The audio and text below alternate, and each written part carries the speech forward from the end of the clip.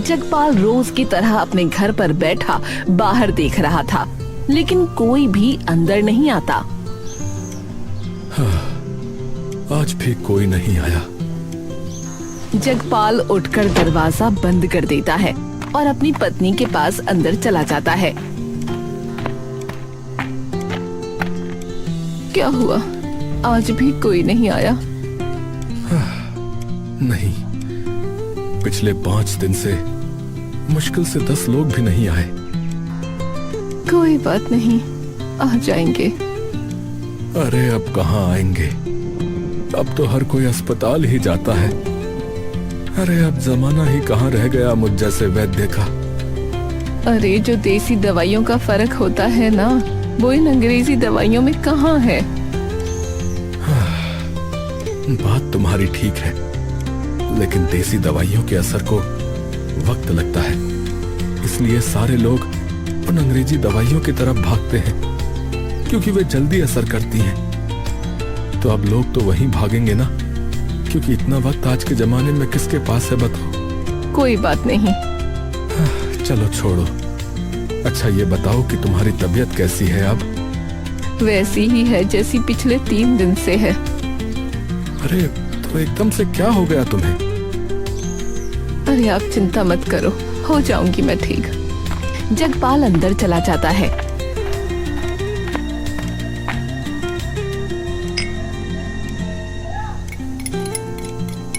और अंदर से एक दवाई बनाकर ले आता है।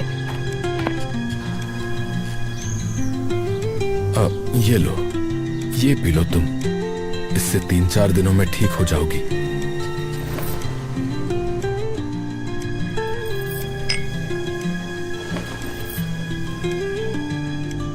अब कुछ देर के लिए सो जाओ। अच्छा ठीक है, आप भी लेट जाइए, सुबह से बैठे ही हुए हैं। कुछ दिन यूं ही बीत जाते हैं। लीला बुरी तरह से हाँफ रही होती है। अरे बस बस, शांत हो जाओ।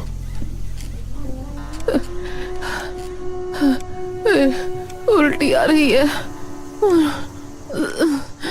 लीला एकदम मुंह बिस्तर से नीचे करके उल्टी कर देती है।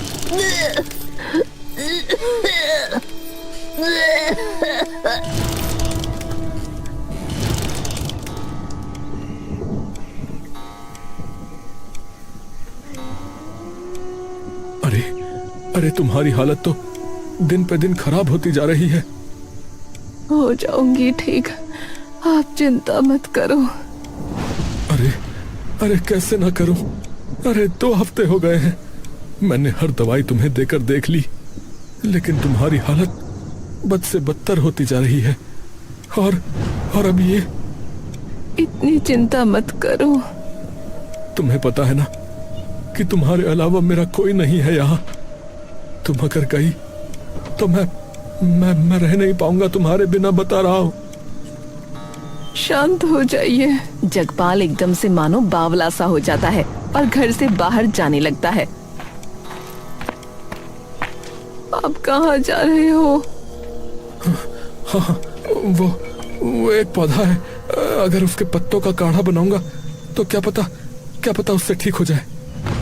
जगपाल तुरंत वहां से निकल जाता है। तभी बीच रास्ते उसका खास मित्र राजेश उसे मिल जाता है। अरे अरे जगपाल भाई, अरे क्या बात हो गई? इतनी जल्दी में क्यों? अरे भाई एक बार काम से जा रहा हूँ, आके बात करता हूँ। अरे भाई पर बात क्या हुई? अरे भाई लीला की तबीयत बहुत ज्यादा खराब होती जा रही है, तो उसी के लिए एक पौधा लेने जा रहा हूँ भाई, उसका काढ़ा बना के पिलाऊंगा। अरे भाई मैंने तुझे उस दिन भी बोला था कि इन चक्करों में मत पड़ अब। अरे भाई किसी अस्पताल में जाओ उन्हें ले जाके। अरे पर मुझे क्या जरूरत किसी भी डॉक्टर की भाई, मैंने इन सभी चीजों के बारे में पढ़ा है। मेरे पूर्वज पता नहीं कितने वंशों से वैद्य ही रहे, सभी लोग उनके पास आते थे। अरे जगपाल भाई पागल मत बन भाई, जब तक तुझे पता लगेगा कि क्या दिक्कत है ना, तब तक अगर परेशानी ज्यादा बढ़ गई तो दिक्कत हो जाएगी, बता रहा हूँ। अभी अपनी ये जिद छोड़ और भाभी के बारे में सोच भाई। जगपाल ये सुनकर गहरी सोच में पड़ जाता है। हाँ यार, शायद बात तो तू ठीक ही कह रहा है। हाँ भाई, ले जाकर देख उन्हें, पता तो लगे कि दिक्कत क्या है उन्हें। हाँ, पर इतना महंगा है सब वहां पर, और मैं तो आजकल एक ढेला भी नहीं कमा पा रहा। अरे भाई, तो तुझे इलाज कराने को कौन कह रहा है? अरे भाई, तू दिखा के तो आ किसी सरकारी अस्पताल में। हाँ, ठीक कहा।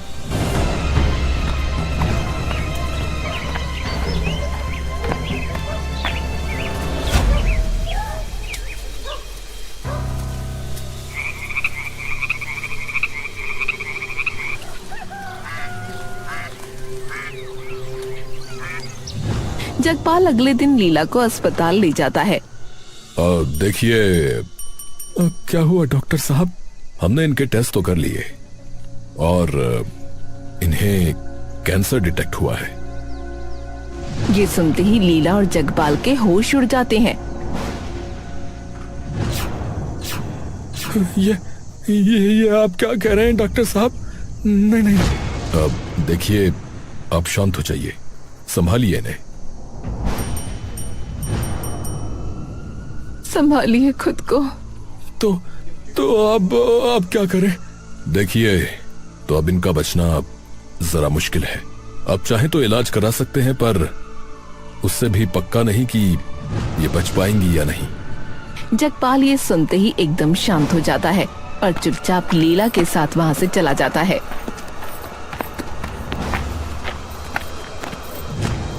क्या हुआ है आपको? कुछ तो बोलिए। जगपाल बिना कोई जवाब दिए चुपचाप चलता रहता है। बोलिए ना, आप बोल क्यों नहीं रहे कुछ? अगर जन्म हुआ है तो जाना तो होगा ही ना। मैं बस थोड़ा पहले जा रही हूँ। पर मुझे ये मंजूर नहीं है। मैंने भगवान से ज्यादा कुछ नहीं मांगा आज तक। उन्होंने औलाद नहीं दी, तब भी यही बोला कि कोई बात नहीं, काम बंद होने की कगार पर है। पर तब भी कोई शिकायत नहीं की उनसे। लेकिन तुम नहीं। मेरी जिंदगी की इकलौती एक अच्छी चीज तुम ही तो हो, और वो भगवान मुझसे नहीं छीन सकते। आप उन्हें रोक भी तो नहीं सकते। अरे तो लड़ तो सकता हूँ उनसे। मतलब? हमारे सनातन धर्म में हर बड़ी से बड़ी बीमारी का इलाज है, तो इसका भी अवश्य होगा, अवश्य होगा। जगपाल तुरंत लीला को घर ले आता है।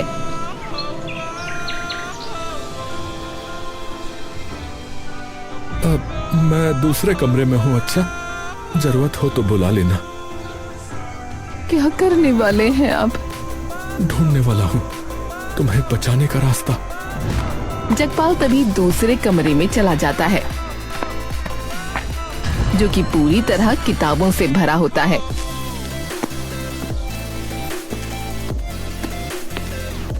तभी लीला वहां आ जाती है। यहाँ क्या मिलेगा आपको?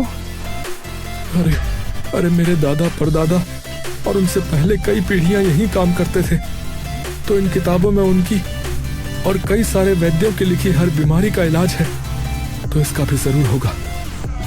जगपाल अंदर घुसकर सारी किताबें उलट पलट कर देता है और उन्हें लेकर नीचे बैठ जाता है। तुम जाकर चारपाई पर आराम करो, मैं यहीं पर हूँ।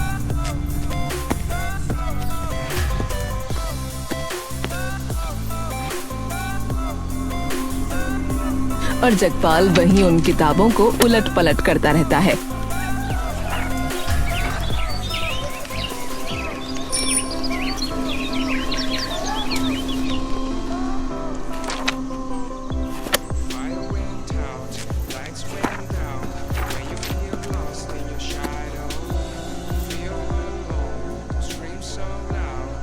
कुछ तो खा लीजिए। नहीं नहीं नहीं नहीं, अभी वक्त नहीं है। आधी रात हो जाती है और लीला आराम से सो रही होती है कि तभी जगपाल वहां आता है।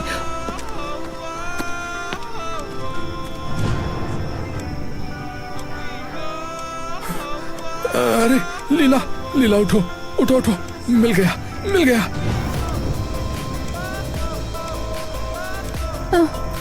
क्या हुआ? अरे मिल गया। लीला उठकर बैठ जाती है। क्या मिल गया? अरे तुम्हें बचाने का तरीका मिल गया, तुम्हें बचाने का तरीका। लीला ये सुनते ही चौंक जाती है। क्या? हाँ हाँ, आओ मेरे साथ। लीला जगपाल के साथ अंदर चली जाती है, जहाँ सारी किताबें इधर उधर बिखरी होती हैं। जगपाल उन किताबों में से एक किताब उठाकर दिखाता है। देखो, बचपन में मैं एक बार अपने दादा के साथ एक गांव में गया था। ये किताब वहाँ मिली थी हमें। दादा ने कभी लेकिन पढ़ी नहीं। तो इसमें क्या है ऐसा? अरे अरे इसमें एक तालाब के बारे में लिखा है, जिसके अंदर ऐसा अनोखा पानी है जिसमें नहाने से कोई भी बीमारी ठीक हो जाती है। समझी? क्या?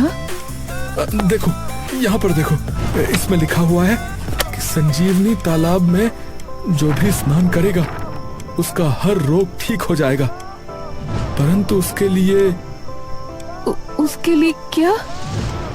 बस वही नहीं पता, क्योंकि आगे का पन्ना फटा हुआ है। तो अब क्या? अरे वही जाना होगा, क्योंकि वही हमें इसका जवाब मिल जाएगा।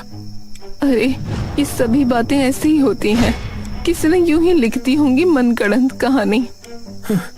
अरे अब चाहे कुछ भी हो, अगर थोड़ा भी मौका है कि मैं तुम्हें बचा सकता हूँ तो मैं उस मौके का फायदा भाग कर उठाऊंगा। पर आपको ये कैसे पता कि वो तालाब है कहाँ? अरे वहाँ चलेंगे तो कुछ तो पता लग ही जाएगा। ठीक है, वैसे आपको ये तो पता है ना लिखी किसने है वो किताब? हाँ, ये किताब बृजमान सिंह नाम के किसी वैद्य ने लिखी है।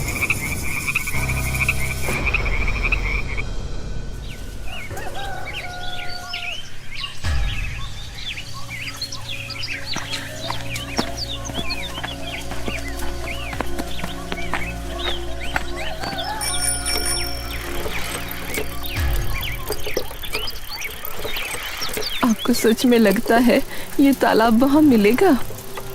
पता नहीं, पर अगर वही एकमात्र जरिया है जिससे मैं तुम्हें बचा पाऊं तो मैं जरूर ये प्रयास करूंगा। थोड़ी देर बाद लीला और जगपाल उस गांव में पहुंच जाते हैं। इस पूरे गांव को क्या हुआ? दिन में भी सुनसान पड़ा है। पता नहीं, चलो अंदर चल के देखते हैं कि क्या है। जगपाल और लीला तभी अंदर चले जाते हैं और जाकर इधर उधर देखने लगते हैं। यहाँ तो एक भी इंसान नहीं दिख रहा। हाँ, मैं भी वही सोच रहा हूँ, सभी लोग कहाँ गए होंगे।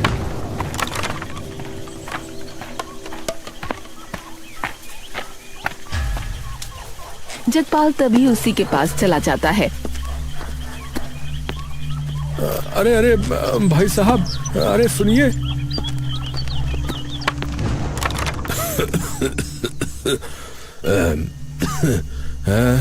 अरे जी जी भाई साहब। हे भगवान, इसकी तो स्वयं की तबीयत बड़ी खराब लग रही है।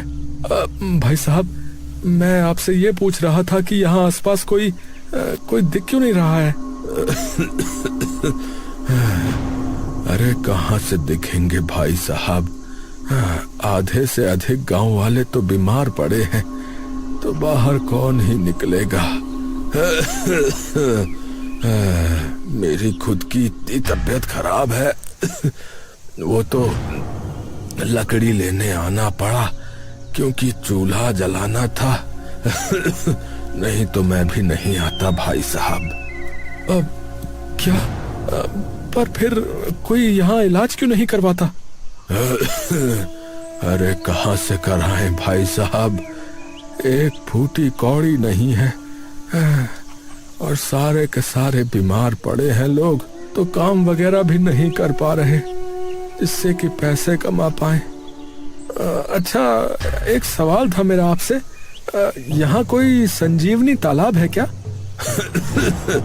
हाँ, यहाँ कैसा तालाब भाई साहब, यहाँ तो सब सूखा पड़ा हुआ है। अच्छा, तो ऐसा कोई है जिसे पता हो इसके बारे में, या कोई भी ऐसा आदमी जिसे इस गांव के बारे में अच्छी जानकारी हो? वो तो आपको इस गांव के पुजारी ही बता सकते हैं। अच्छा, वो कहाँ मिलेंगे? विजय उन्हें पुजारी के मंदिर का रास्ता बता देता है और जगपाल तभी लीला को लेकर सीधा पुजारी के पास चला जाता है। ले जाते वक्त बीच रास्ते में उसे गहरा और चौड़ा गड्ढा दिखता है। अरे यहाँ क्या हुआ था? पता नहीं, ऐसा लग। ठीक है, ठीक है। तुम अपना ध्यान रखना। अच्छा। जगपाल तभी उस पुजारी के साथ बृजमान सिंह के घर चला जाता है।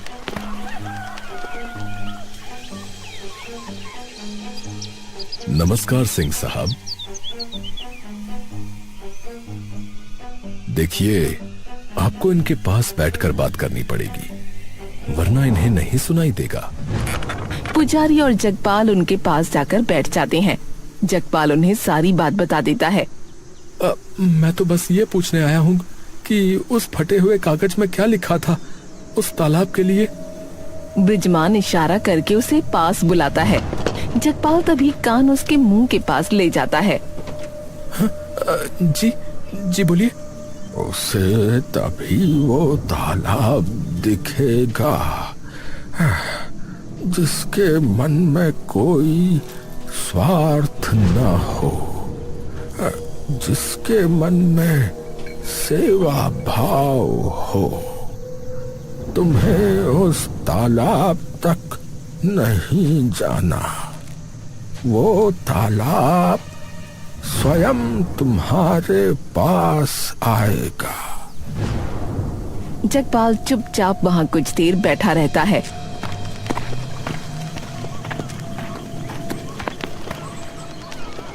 तभी वो देखता है कि शाम को कोई भी बाहर नहीं होता। पंडित जी, वैसे यहाँ लोगों को हुआ क्या है? पता नहीं बेटा, पर ये गांव कभी भी अमीरों का गांव नहीं था। तो यहाँ जितने भी बीमार लोग हैं, उनके पास इलाज करवाने का पैसा नहीं है।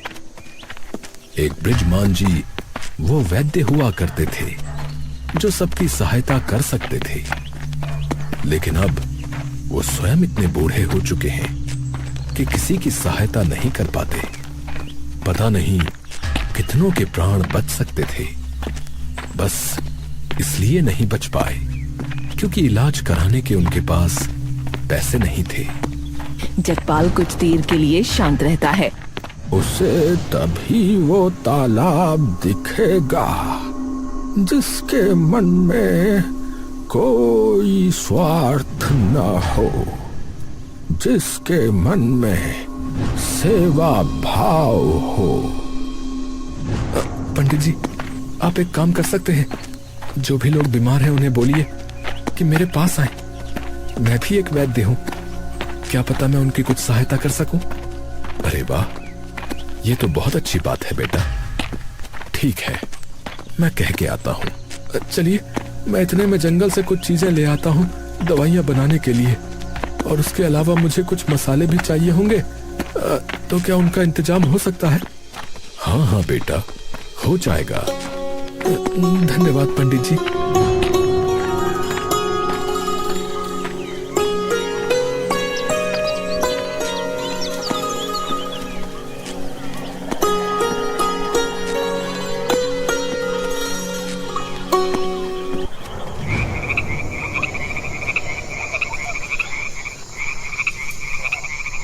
लीला मुस्कुराते हुए जगपाल को देखती रहती है। तभी जगपाल का ध्यान उसकी ओर चला जाता है। हाँ? क्या क्या हुआ? बस आपको ही देख रही हूँ, किस तरह खुद की परेशानी भूलकर आप दूसरों के लिए काम कर रहे हो। मेरी परेशानी है तुम्हारी बीमारी, और तुम्हें तो मैं मरकर भी ना भूलूं। लीला बस चुपचाप मुस्कुराते हुए उसकी तरफ देखती रहती है।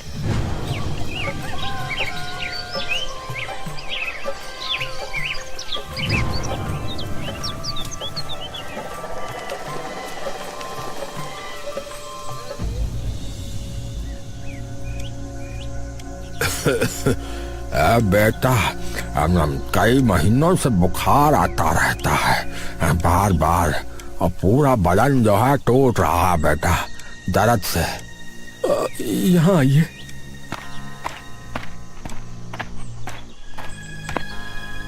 जगपाल उनकी आंखें बड़ी करके देखता है और फिर उनकी छाती पर हाथ रखकर कुछ देखने लगता है और फिर उन्हें कुछ पुड़िया बनाकर दे देता है। काका, मोती झरा लग रहा है तो ये कुछ पुड़िया दे रहा हूँ। इन्हें सुबह शाम लेना है हफ्ते भर। हाँ धन्यवाद बेटा, धन्यवाद।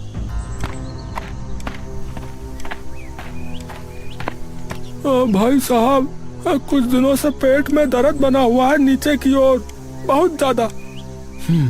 इधर आके लेटो, मैं देखता हूँ।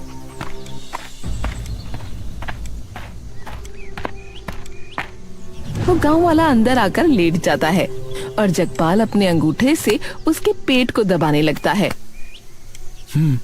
तुम्हारी धरण बिगड़ी हुई है, इसलिए ये हो रहा है।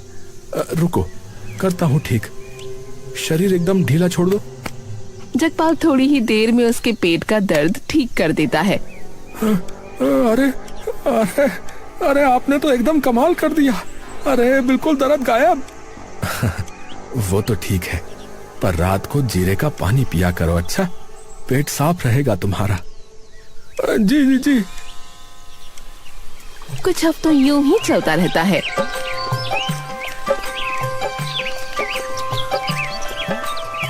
और देखते ही देखते गांव के सब लोगों का स्वास्थ्य वापस आने लगता है। बेटा, तुमने देवता बनकर बचा लिया बेटा, वरना यूं ही झुलसते रहते ये सारे।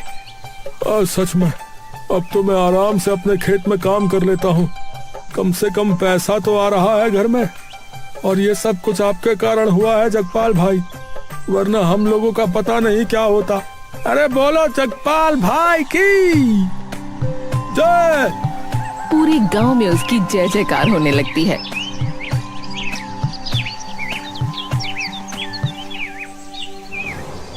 जगपाल जैसे ही वापस घर आता है तभी उसे दिखता है कि लीला नीचे गिरी पड़ी है। लीला लीला लीला, क्या हुआ लीला? आ गए आप। हाँ, पर तुम्हें क्या हुआ? आपका ही इंतजार था मुझे। क्या हुआ? वक्त हो गया है मेरे जाने का। जगपाल सुन्न पड़ जाता है। नहीं नहीं नहीं नहीं नहीं नहीं, मैं ये नहीं होने दूंगा। नहीं, जाने दीजिए ना। नहीं, बिल्कुल नहीं, कहीं नहीं जाने दूंगा। जगपाल लीला को गोद में उठा लेता है। ब्रिजमान के पास चलते हैं, वो बताएंगे कि कैसे मिलेगा अब वो तालाब। हाँ, वही बताएंगे। जगपाल लीला को गोद में लेकर वहां से बाहर चल देता है और उसे देख सब गांव वाले उसके आसपास इकट्ठा हो जाते हैं। अरे इन्हें क्या हुआ? अरे इनकी पत्नी की तबीयत खराब थी, कहीं उन्हें तो कुछ नहीं हो गया? ए भगवान।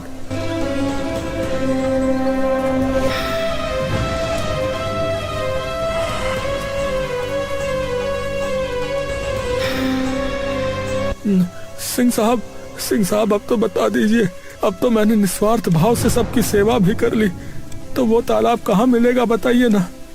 मैंने नहीं ढूंढा था बेटा, मेरे पास भी स्वयं आया था बेटा। जगपाल घुटनों के बल गिर जाता है। क्यों क्यों क्यों? मैंने क्या बिगाड़ा है भगवान आपका? मुझे बस एक ही चीज से प्रेम था और वो थी मेरी पत्नी। आपने मेरे माँ बाप छीने, मैंने कुछ नहीं कहा। आपने औलाद नहीं दी, मैंने कुछ नहीं कहा। आपने पैसे नहीं दिए, तब भी कुछ नहीं कहा। लेकिन इसे भी आप ले लोगे मुझसे? मैंने क्या जुर्म किया है भगवान? मैंने क्या जुर्म किया है? ये सुनकर सब लोग भावुक हो जाते हैं। अरे भैया, अरे जिस इंसान ने बिना कुछ मांगे हमें ठीक कर दिया, अब देखो वो मजबूर पड़ा है खुद की पत्नी को बचाने के लिए। हम इलाज तो नहीं कर सकते, पर भगवान से मांग जरूर सकते हैं इनके लिए। सब गांव वाले अपने घुटनों पर बैठ भगवान से प्रार्थना करने लगते हैं। तभी देखते ही देखते आसमान गहरे काले बादलों से भर जाता है और जोरदार बारिश होने लगती है। जगपाल नीचे सर झुकाए रो रहा होता है। तभी उसकी पीठ पर एक हाथ आता है जगपाल नजरें उठाता है तो सामने बृजमान उसे खड़ा दिखता है, जो उसकी ओर मुस्कुराकर अपनी उंगली से एक और इशारा कर रहा होता है। जगपाल जैसे ही अपनी नजर उस ओर करता है, तभी उसे दिखता है सामने एक पीली रोशनी चमक रही है। तालाब। जगपाल लीला को तुरंत वहां ले जाता है और देखता है कि सामने एक बड़ा सा तालाब बन चुका है, बारिश का पानी भरकर। लीला, लीला ये तो वही है जिसे हम गड्ढा समझ रहे थे। मतलब तालाब हमेशा से हमारे सामने ही था। जब मन में तूफान चल रहा हो ना, तो सामने चमकता सूरज भी नहीं दिखता। जगपाल मुस्कुराते हुए लीला को ले उस तालाब में उतर जाता है और कुछ देर बाद जैसे ही उस चमकते हुए तालाब से वो लीला को बाहर निकालता है, तभी लीला का चेहरा देख उसके चेहरे पर बड़ी सी मुस्कान आ जाती है। जगपाल तुरंत उसे बाहर ले जाता है और नीचे लिटा देता है। लीला, लीला। तभी लीला को होश आने लगता है। हाँ, जगपाल जी। लीला, लीला, लीला तुम वापस आ गई लीला।